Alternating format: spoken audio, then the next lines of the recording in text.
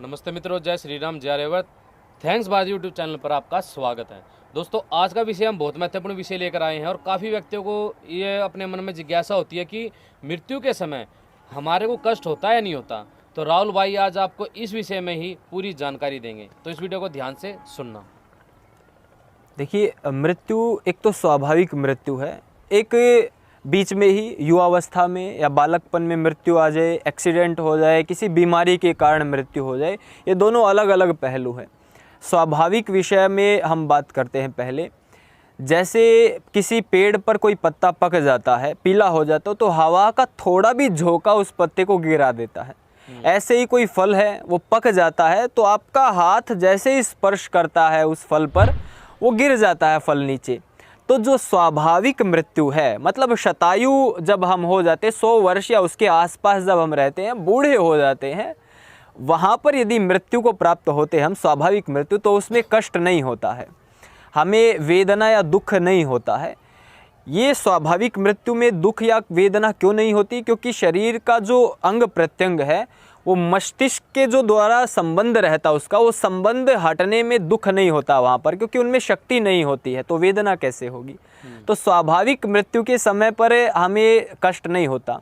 इसीलिए हमारे ऋषि महर्षियों ने परंपरा बनाई थी, व्यायाम करना है, 100 वर्ष तक जीवित रहना है, यज्ञ करना है, उपासना करनी है, ध्यान करना, प्राणायाम आदि करने, तो हम लंबे काल तक जीवित रहेंगे और जब स्वाभाविक मृत्यु आएगी तो हमें दुख नहीं होगा, वेदना, कष्ट जो भी संसार में होता है वो सब नहीं होगा।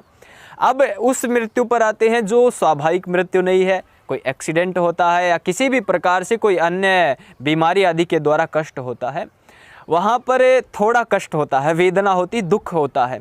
वो कहीं ना कहीं हमारे कर्म के किसी न किसी गलती के अनुसार ही होता है, कर्म फल के अनुसार ही होता है। लेकिन ईश्वर ने यहाँ पर हम पर दया की है। यहाँ पर भी हमारे ऊपर कोई ऐसा नहीं किया है कि उन्होंने पाप कर दिया या दया नहीं की। जैसे हमारे मस्तिष्क जो होता है, जैसे ही कोई चोट लगे और वेदना यदि क्रॉस कर जाए एक लिमिट को, तो मस्तिष्क तुरंत ही हमें मूर्छित कर देता है, उसका संबंध शरीर से एकदम से छूट जाता है। मूर्छित मतलब बेसुध हो जाते हैं हम।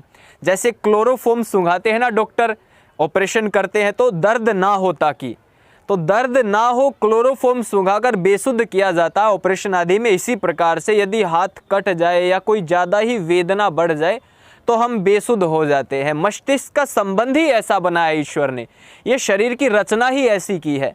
तो कभी भी मृत्यु से डरना नहीं है, चाहे वो स्वाभाविक हो चाहे वो अस्वाभाविक हो।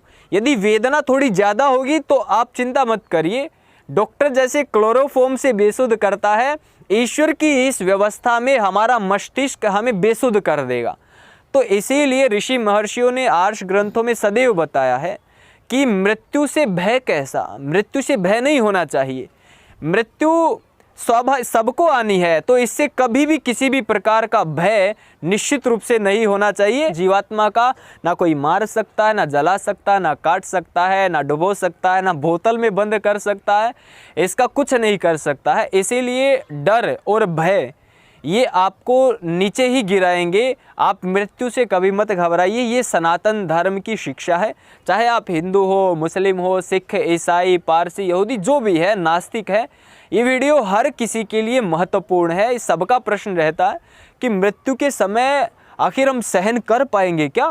कितना कष्ट होता होगा, अरे हमारी मृत्यु आएगी तो हमारा क्या हाल होगा, मैं उसको नहीं सहन कर सकता। कुछ लोग तो ऐसे होते हैं कि सोच सोच कर ही आत्महत्या भी कर लेते हैं कि ऐसा ही फिर मरना, क्यों ना अब मर जाऊं मैं, आत्महत्या तो कर लेते हैं। इसीलिए ये महत्वपूर्ण विषय है और आप इसको जितना शेयर कर सके उतना शेयर करिए कि स्वाभाविक मृत्यु हो या अस्वाभाविक मृत्यु हो, कभी भी चिंता नहीं करनी। प्रयास करना आप स्वाभाविक मृत्यु की ओर जाए तो कष्ट कभी होगा ही नहीं आपको। जैसे लकवे में क्या होता है, मान के चलिए ये हिस्सा शरीर का लकवा अगर मार गया तो यहाँ पर कोई असर नहीं होगा। कोई यहाँ पर पीटे, कोई मारे हाथ पर, कोई कुछ काटे, यहाँ पर हमें कोई असर नहीं पड़ेगा। क्यों?